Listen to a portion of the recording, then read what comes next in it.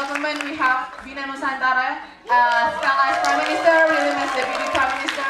In nominee opposition, we have Universitas Brawijaya, Lady acting as the leader of opposition, Afdal as deputy leader of opposition.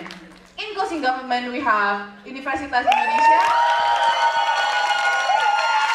Member of government is Gabriel, and government whip is Revaldi.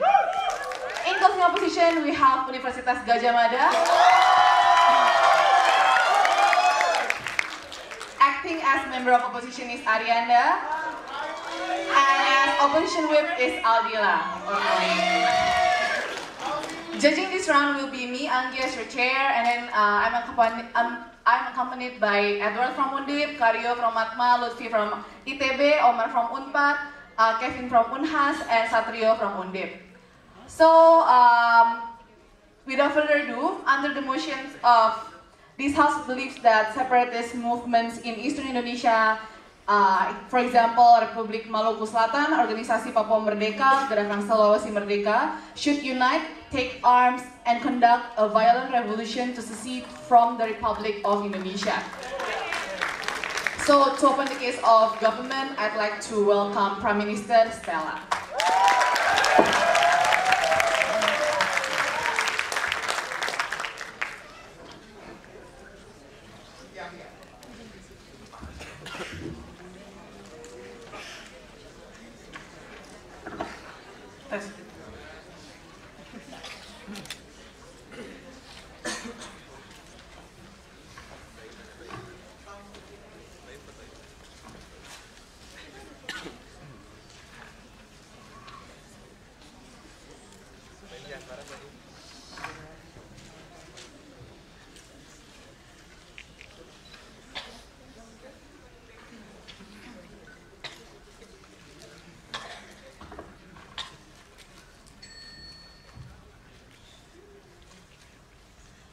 We have sat down and wait for Indonesian people to come as our white savior, but it will not happen. We're still being discriminated, we're still going to be oppressed anyway. We think it's time for us to send the new narrative to them. Let go, because we're different and you will never be able to understand us anyway.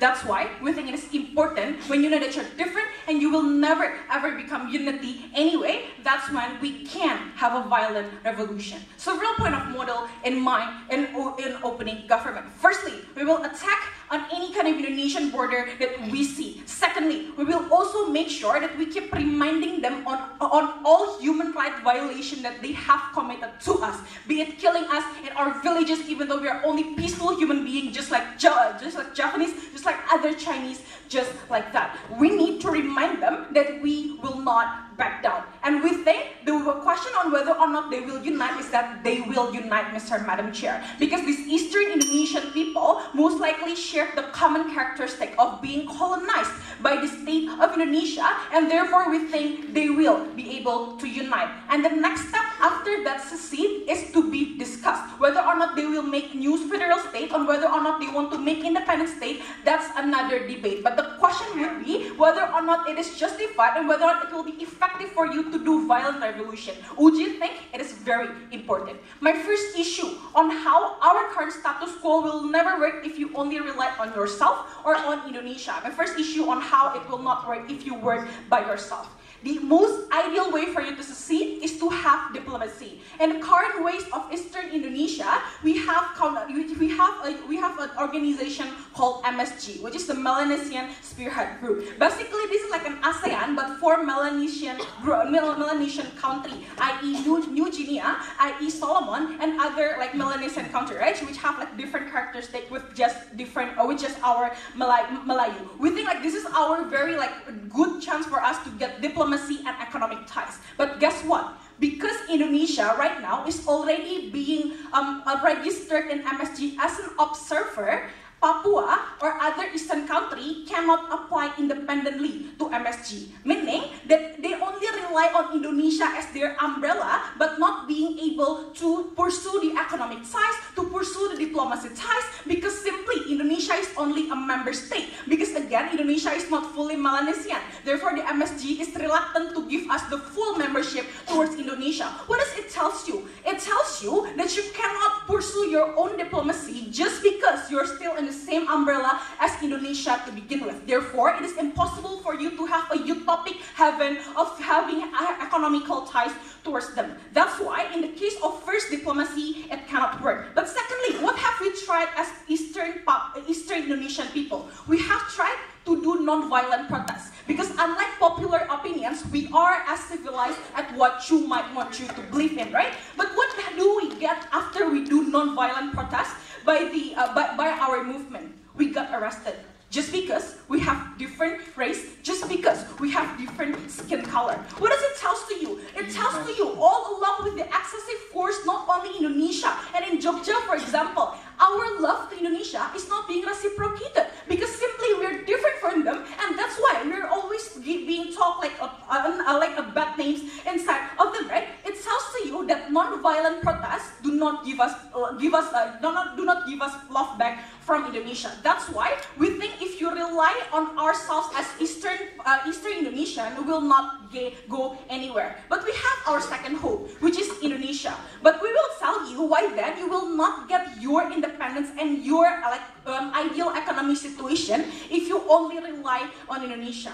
The reason is simple, because Indonesia always failed to see our inherent differences. Because we always thought about Bhinneka Tunggal Ika, that somehow we are the same. Guess what? People, it is not the same. We think these inherent characteristics are the one who fails Indonesia to recognize that we are different. That maybe we cannot eat rice, but we eat other things. But they think just because we're different, then they are scared of us, and they think that we are different and weird. What does Indonesia has do in current status quo? They do two things. Firstly, they try to make a Millennium Culture Festival, which means to appeal us to make sure that we, to make sure and glorify to the world that Indonesia is actually doing good things toward Melanesian people. But the funny thing is that in that Millennium Culture Festival, Indonesia do not even include Eastern Indonesian people. Instead, they invite NTT people, which is Polynesian. This is another race other than Melanesian. Even though they will look characteristically the same a little bit, but we are not the same.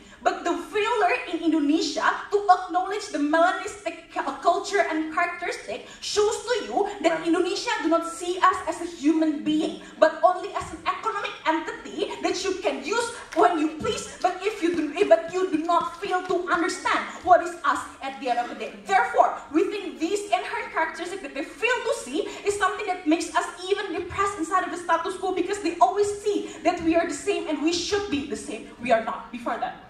Today, every province has right to govern itself with their own way. If it is not effective, but it shows you there is a way to go, ma'am. First, you have the burden to prove what is so good about the governments in Papua when you are still being arrested inside of it and told to do whatever you want to do inside of it, right? We don't think so. That's your burden, UGM. But secondly, my second contribution, why then, principally, violent revolution is justified to break out from the colonialism that happens inside of Indonesia. We think this is colonialism, Mr. and Madam Chair. When you extract our free port access and do not give us anything in return, when we get guns instead to say that we need to protect ourselves, we think it is justified under two reasons. The first reason is because we think we need to get a revenge towards Indonesia. We know this is a very harsh word, but this is what we got when we cannot do other things. But the second reason why it is principally okay for you to be violent is because we think violent revolution is a normal phase of getting independence. This is what also Indonesia did back in the colonialism of the Dutch, for example. And we are allowed to do that, and you are allowed to do that. Even you use Papuan people to become one of your army to do that. Therefore, if we now have like a violent revolution, it is the same right that at least Indonesia should grant to us, because that is what they are taking us back from inside of the status quo. We think we need to do this. And at the very worst case scenario, that even if the seceding do not succeed and we lost in the war, at least we send a message that we are not going to be shut down just because you told us to eat rice we do not eat rice, Mr. and Madam Chair. That is how different us is, and that it is important for you to recognize that. We're very proud to perform.